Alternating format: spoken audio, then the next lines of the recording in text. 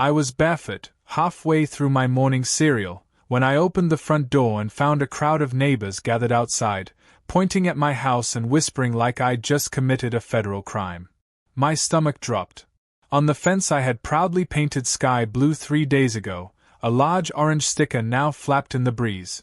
Violation notice. $500 fine. Rectify within 7 days or further action will be taken. I choked on my spoonful of cornflakes. The crowd watched me like I was the villain of the month. Then I saw her, Karen, arms folded, sunglasses on, lips pursed like she had just chewed a lemon and liked it. Community standards matter, she said loudly, for all to hear. I stood there, cereal bowl trembling in my hand, wondering how a soothing shade of blue had suddenly turned me into a public enemy.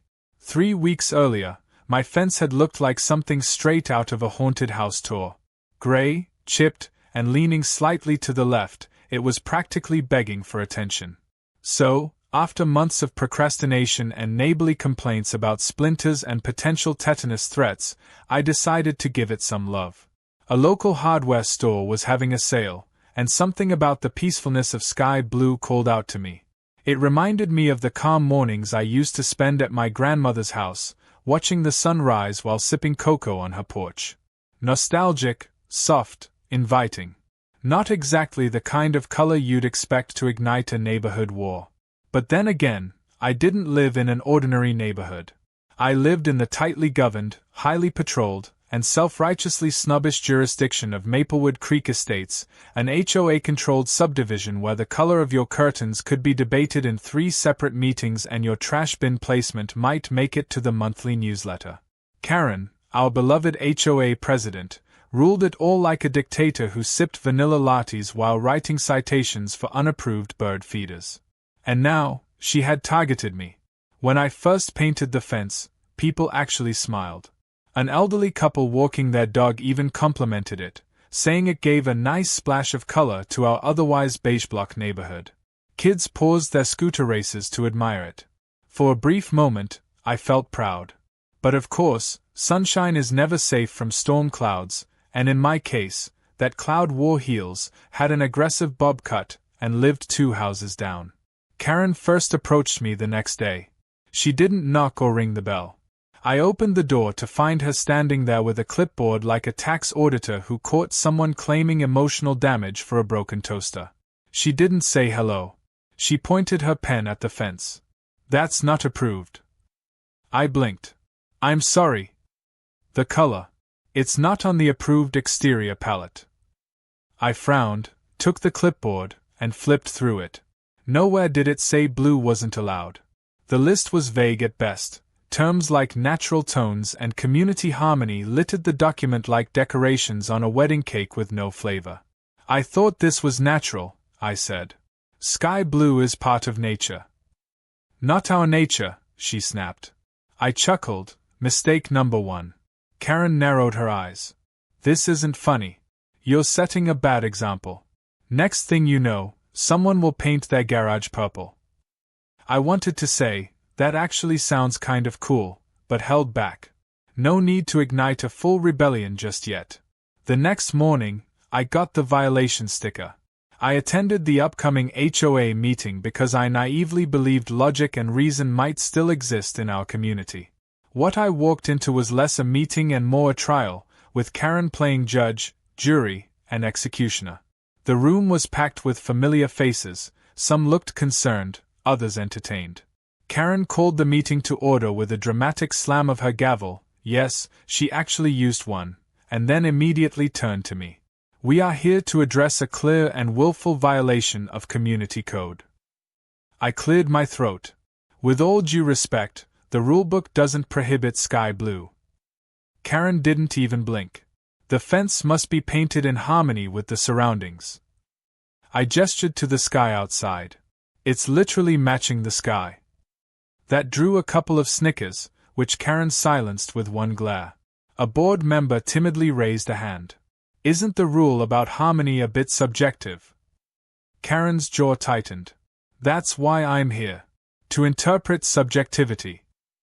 And just like that, the vote was held. 3 members approved the fine. One abstained. Karen nodded like she had just passed a constitutional amendment. The fine stood. The fence had to be repainted in 7 days. Walking home, my fists clenched at my sides, I stared at my fence, the one thing I'd worked on all month, the one piece of brightness on an otherwise boring block. I thought about all the rules Karen enforced just because they irritated her personally. Last year, she fined a neighbor for having a garden gnome. The year before that, she sent a threatening letter to a woman for hanging fairy lights before Thanksgiving. I realized then that it wasn't about rules, it was about control. About winning. I wasn't about to let Karen win. That night, I couldn't sleep. My mind kept spinning, flipping through memories, anger, ideas. I kept thinking about how much control the HOA had over every inch of our homes, and how that power had been abused. But then, somewhere between the third and fourth cup of coffee, I remembered something I'd read during my own copy of the HOA rules. Fences were specifically mentioned when it came to color guidelines, but houses? Houses were described only as needing to maintain aesthetic value. There was nothing specific about paint colors. Nothing banning bold, bright, or neon. That was it. That was the loophole. The next morning, I went to the hardware store and asked the guy behind the counter, "What's the brightest, boldest, most obnoxious paint you've got?" He didn't even hesitate. "Neon green." I grinned. "I'll take 8 gallons. As he rang me up, I texted my buddy Diego, an art student with an eye for mischief, and asked him if he was free for a project. Then I called Tara, who once painted a mural on a downtown skate park. They both said yes before I even explained what I needed. That's the thing about friends who believe in chaos, they don't ask questions, they just bring brushes. By noon the next day, the first coat was going up. By the end of the week, my house would glow like a radioactive lime in a sea of beige, and there wouldn't be a single thing Karen could do about it. Let her try. Let the HOA bring their rulebooks and glares and empty threats. They picked the wrong fence to mess with. The first stroke of neon green rolled across the beige front wall like a defiant scream. Diego laughed so hard he nearly dropped his roller. Tara had already climbed onto the ladder, swinging her brush like a sword. I stood in the middle of my lawn holding a half-empty coffee cup, staring at what we had just begun. It was hideous. It was offensive. It was perfect. Each brushstroke felt like justice. While the rest of the neighborhood slumbered beneath a sea of HOA-approved taupe and sand colors, my house had just declared war. By the time we finished the first side, traffic had already slowed in front of the property.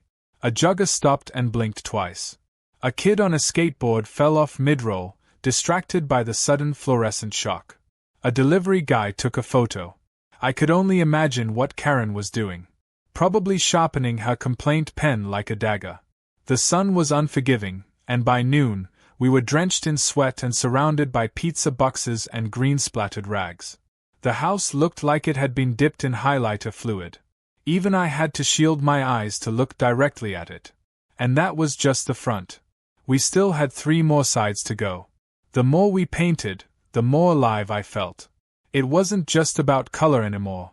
It was about pushing back, about breaking the suffocating mold Karen had built for all of us. Everyone had been walking on eggshells for years, too afraid to speak up. I figured if I had to be the one to torch the mold with neon, so be it. Around 2 o'clock, I heard the sound I'd been waiting for, the sharp, click-clacking of Karen's heels against the pavement.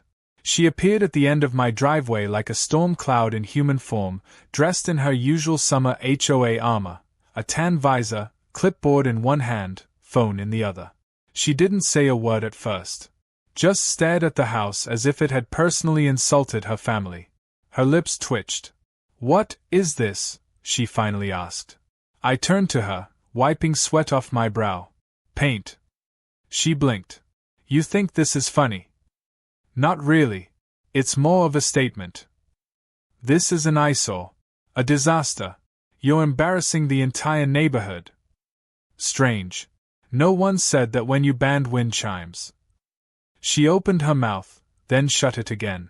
Her eyes darted around as she calculated her next move. "This violates aesthetic standards." I pointed at my fence. That's been repainted, as requested. I'm not talking about your fence. I raised an eyebrow. Well, the bylaws only talk about fences. And lawns. And trash bins. Nothing about house paint. Want me to pull up the PDF? Karen's eyes narrowed. I'll be contacting the board. Please do. Tell them to bring sunglasses. She stormed off, muttering something about legal consequences and decency. Diego and Tara laughed until they couldn't breathe. I didn't laugh. Not really. Because I knew Karen. She wouldn't let this go. She'd come back harder, louder, more furious. This wasn't over. This was just the warning shot. Later that evening, after we finished the back side of the house and the sun began to sink behind the rooftops, I sat on the porch steps and scrolled through my phone. Already, a few photos of the house had made their way onto a local community Facebook group. One post read, "Has anyone seen the Green Nightmare on Sycamore Lane?" Another said, "At least someone's got guts. Go, greenhouse." I grinned at the reactions, half horrified, half impressed. That's when I saw it. A short video, uploaded by a teen named Caleb who lived across the street. The title, Guy Trolls HOA with Radioactive House. I clicked it. 30 seconds of fast motion painting, dramatic music, and Karen's shocked face at the end. The view count already crossed 6,000. The next morning, my doorbell rang at 7:03 a.m. I knew that ring. It was aggressive, impatient, repeated twice. Classic Karen. I didn't even bother changing out of my pajamas. I opened the door with a fake yawn. "We need to talk," she snapped. "Coffee first, or no?" She stepped back, shaking her head in disbelief. "You're being intentionally disrespectful to this community. This has gone viral. Do you understand how this reflects on all of us? People love it." "No, they don't. They're laughing at us." "Maybe it's time we laughed too." She stared at me, eyes wide. "You think this is funny?" I leaned against the doorway. "Not funny. Freeing." Karen shoved a paper into my hands. "This is your second violation notice. You'll be fined daily until it's repainted." I looked at the paper. "This isn't legal." "We had an emergency board meeting last night. We amended the color regulations." "That's not how that works. You can't change bylaws overnight." "We can if the board votes." "How many members were present?" She hesitated. 3. "You need at least 5 for a vote to count." Karen's face twitched. I stepped outside, now fully awake. "You broke your own rules to enforce rules you made up overnight. You really want to go down that road?"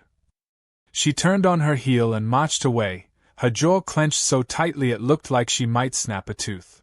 I knew she'd be back. But I also knew I had her in a corner now. I had screenshots of the old bylaws.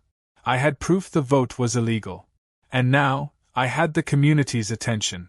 And a rapidly growing YouTube presence thanks to Caleb, who had just posted a follow-up video titled Karen Returns to the Greenhouse. I spent the rest of the day adding finishing touches. Diego brought over a string of solar-powered green lights. Tara added an LED strip along the roofline. We even mounted a sign in the yard, now 75% greener than your average home. Neighbors started walking by just to gawk and giggle. Some gave thumbs up. Others just shook their heads, but I could see the smirks on their faces. By evening, I got an email from the HOA. It wasn't just a fine anymore. They were now threatening legal action, claiming devaluation of neighborhood property, violation of community trust, and even visual harassment. I laughed so hard I nearly spilled my drink. Visual harassment? That sounded like something out of a comic book lawsuit. I called my cousin Jamie, a real estate attorney with a mild grudge against HOAs after they once tried to fine her for planting wildflowers. She said she'd look over everything. "Don't worry," she said. "You've got them cornered.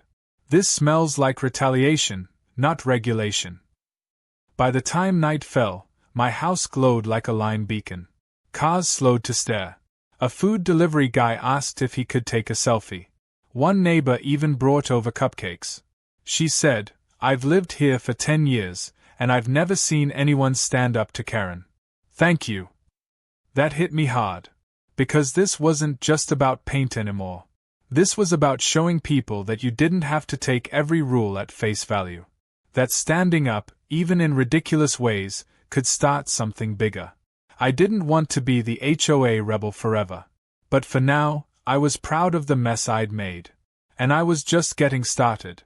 The neighborhood had started to shift in subtle but beautiful ways. A week had passed since the hearing, and while the houses still wore their approved beige and sandy tones, there was a change in the air that even Karen's icy absence couldn't freeze. People were smiling more. Kids played a little louder. Wind chimes that had once disappeared from porches were suddenly making a comeback. Even Mr. Patel, who had once been fined for leaving his grill out overnight, hosted a small barbecue that attracted nearly half the block. I sat on my green porch, soda in hand, watching all of it unfold like the world had taken a deep breath for the first time in years. But peace never lasts long in Maplewood Creek Estates, not when someone like Karen is still lurking in the shadows. On a warm Thursday morning, I received a thick envelope marked certified mail. Inside were legal documents, this time not from the HOA, but from a private attorney representing Karen Hirschman personally. She was suing me for defamation, emotional distress, and damage to reputation. It felt like a parody, like a joke someone had written after binge-watching courtroom dramas. But the letter was real, and the hearing date was set for 2 weeks later. I immediately called Jamie. She didn't sound surprised. In fact, she laughed. Not a joyful laugh, but one of pure disbelief. "She's not done," Jamie said. "She's embarrassed, and now she wants revenge. But this changes the game. Now we're in real court, not HOA nonsense." I could feel the stress creeping back in. The weight of it sat in my chest like a stone. I had won one battle, but now I was being dragged into a much more serious war, and this time the target wasn't just my house, it was my name, my character, my life. Jamie and I met that evening to go over everything again. We reviewed all the messages, videos, and posts. We printed copies of every email and HOA document. She contacted Caleb, who was more than willing to testify that his viral videos were made entirely on his own and never encouraged by me. We even got statements from 3 neighbors who had witnessed Karen making snide, personal remarks about me long before the house paint incident ever happened. Meanwhile, the internet had taken a life of its own. After Caleb posted a video titled "Karen Sues the Greenhouse Guy," the situation exploded. News stations reached out. Memes flooded social media. The image of my greenhouse had been turned into everything from video game skins to t-shirts. Someone even photoshopped it into a battlefield tank. The story had become a symbol, and I was caught in the center of it. I was careful not to engage publicly. Jamie advised me to lay low. But the neighborhood wasn't silent. One night, someone left a box of cupcakes on my porch with a note that said, "No matter what happens, thank you for standing up." Another day, a group of teenagers chalked the sidewalk with neon green hearts and wrote, "Go Team Green." It was overwhelming in the best way. But still, I couldn't shake the anxiety building up inside me. 2 days before the court date, I was walking my dog around the block when I saw Karen. She was standing outside her car, phone to her ear, speaking in a hushed, furious tone. Her eyes met mine, and for a moment we stared at each other. She looked exhausted, like the weight of public shame had carved itself into her face. But her expression didn't soften. If anything, it hardened, and she turned away before I could speak. The day of the hearing arrived. Jamie and I walked into the courthouse with a folder full of evidence and a sense of calm that neither of us fully trusted. Karen sat on the other side of the courtroom with a sharply dressed lawyer who looked like he charged by the syllable. She didn't look at me. The judge, a tired-looking man with reading glasses and a no-nonsense voice, wasted no time getting to the point. Karen's lawyer presented her case with flair, claiming I had orchestrated a targeted smear campaign that resulted in widespread emotional damage, ridicule, and social isolation. He cited the videos, the memes, even a local newspaper article that referred to her as the HOA tyrant.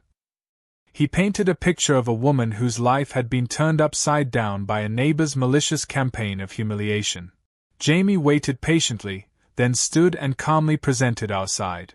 She pointed out that the videos were made by a third party, who had publicly confirmed I had no control over their content. She emphasized that Karen's actions as HOA president were already a matter of public record and had directly contributed to the outrage. She read the threatening letter Karen sent after the fence incident, and submitted testimony from neighbors confirming that Karen had often weaponized the HOA rules to bully residents long before I ever painted my house. Then Jamie played a short audio clip from an HOA meeting months ago, secretly recorded by a board member. In it, Karen could be heard saying, "I'll make sure he regrets ever challenging me. I don't care what color he paints that stupid house." The courtroom fell silent. The judge asked a few clarifying questions, then took a short recess. I sat on the bench, hands clenched, trying to breathe evenly. Jamie leaned over. "We've got her. Just wait." When the judge returned, he spoke plainly. "After reviewing the evidence, I find no grounds for the plaintiff's claims of defamation or emotional distress. The videos and posts in question were made independently and fall under the protection of free speech. Furthermore, there is clear evidence that the plaintiff engaged in retaliatory behavior, and I strongly suggest she reconsider any future legal action unless she wishes to face countersuit." Karen didn't flinch. She just sat still, lips tight, staring straight ahead. Her lawyer packed up his documents without a word. The judge banged the gavel, and it was over. Outside the courthouse, Jamie and I were met with a few local reporters. I said nothing. Jamie gave a short statement about standing up for personal rights and the importance of fair leadership in community spaces. We left quickly after that. I didn't want attention. I wanted peace. That evening, I returned home to find the porch filled with little green decorations people had left, ribbons, notes, small gifts. I didn't know what to say. I didn't even know what to feel. I had just survived a battle I never asked for, against a woman who had once controlled everything from lawn height to mailbox style. And now, her power was gone. The next morning, I saw a moving truck parked in front of Karen's house. She stood outside supervising a group of workers, arms folded, sunglasses on. This time, though, there was no clipboard. No neighbors came to say goodbye. No one offered help. She disappeared behind the door and didn't come out again. By afternoon, she was gone. Maplewood Creek felt lighter somehow. Not just because of the removal of a tyrant, but because of what followed. People started speaking up more. At the next HOA meeting, they voted to revise the bylaws. No more vague rules about aesthetics. Transparency became mandatory. Every homeowner got a vote, not just the board. And at the end of that meeting, they made a request. Would I consider running for HOA president? I almost laughed. Me? The guy who started a rebellion with neon paint? I didn't say yes. Not yet. But I didn't say no either. I stood in front of the house that started it all, coffee mug in hand, watching the morning sunlight bounce off the neon green siding like a spotlight on a theater stage. It had been a wild ride, one I never intended to take. I didn't start this to make headlines or become some kind of suburban hero. I just wanted to paint my fence, maybe breathe a little fresh air into my quiet little corner of Maplewood Creek. Instead, I had been dragged into battles I never asked for, targeted by a woman obsessed with control, and accidentally turned into the face of a community uprising. And now, with Karen gone, with peace returning like the slow thaw of spring, I was left with a question I never thought I'd hear. What now? The neighborhood didn't look much different on the surface. The houses still wore their muted earth tones, the lawns were trimmed just so, and the mailboxes stood in identical neat rows like soldiers in formation. But something invisible had shifted. A kind of ease had crept in, soft and quiet. People talked more, laughed more. I saw kids riding bikes without parents peeking nervously through curtains, afraid of being told their child's helmet color violated HOA standards. Porch swings had reappeared. One house even put up solar-powered fairy lights, and no one complained. At least not anymore. I hadn't given the HOA presidency much thought since they asked. At first, I thought they were joking. But as the weeks passed, the idea lingered. Not because I craved power. After watching Karen, I had seen what that could do, but because the neighborhood deserved better. Not someone who wanted control, but someone who wanted fairness. Someone who knew what it was like to be on the receiving end of nonsense rules and unchecked authority. Someone who'd been through the fire and came out glowing. Literally. After talking it through with Jamie and a few neighbors, I agreed to take a position on the board. Not as president, at least not yet. But enough to help change things from within. To make sure the next time someone wanted to paint their fence or hang a wind chime, they wouldn't be threatened with legal action. That decision alone sent ripples through the community. People who had been silent for years started showing up to meetings. They brought ideas, concerns, even snacks. And somehow, we turned HOA meetings from grim courtroom dramas into actual conversations. The house, my bright green statement of rebellion, had become a landmark. Cars slowed down in front of it, tourists took pictures, and someone even listed it on a Weird Homes of America blog. A paint company reached out asking if I'd be willing to let them do a promotional shoot. I said sure, as long as they didn't mind my dog photobombing every shot. I even started a small blog to document the journey, partly to help others stuck in the same HOA nightmares, and partly to vent. The response was more than I expected. Emails poured in from all over the country. People shared their own ridiculous finds, stories of power-hungry board members, and a few even sent pictures of their own neon homes, newly painted in my honor. It was strange, becoming something of a symbol. At first, I resisted it. I was just a guy who had snapped after one fence too many. But over time, I began to embrace the idea, not as a leader, not even as a rebel, but as a reminder that sometimes the loudest voice is the one willing to laugh in the face of absurdity. That standing up, even in bright green, could change more than just the paint on your walls. One day, while I was adding a fresh coat of paint to the mailbox, still neon, of course, an older gentleman I hadn't seen before stopped in front of my yard. He looked around, nodding slowly, then turned to me with a smile. "This your place?" I nodded. "Thought so. My daughter lives 2 blocks over. Told me about the drama. Had to come see it for myself." I chuckled. "Yeah, it kind of got out of hand." He tilted his head, studying the house. "Nah. You did good. Sometimes you gotta shake things up. People get too comfortable with the wrong people in charge. Takes someone brave or crazy to stand up and say enough." "Maybe a little of both," I admitted. He nodded again, gave me a thumbs up, and walked on. Simple. Quiet. But it stuck with me. In the months that followed, the board began rewriting the bylaws. We replaced vague language with clear, fair rules. Instead of secret votes, we held open discussions. Homeowners were given the power to challenge fines, and we introduced a grace period for all violations. The board became something it was supposed to be all along, a support system, not a punishment machine.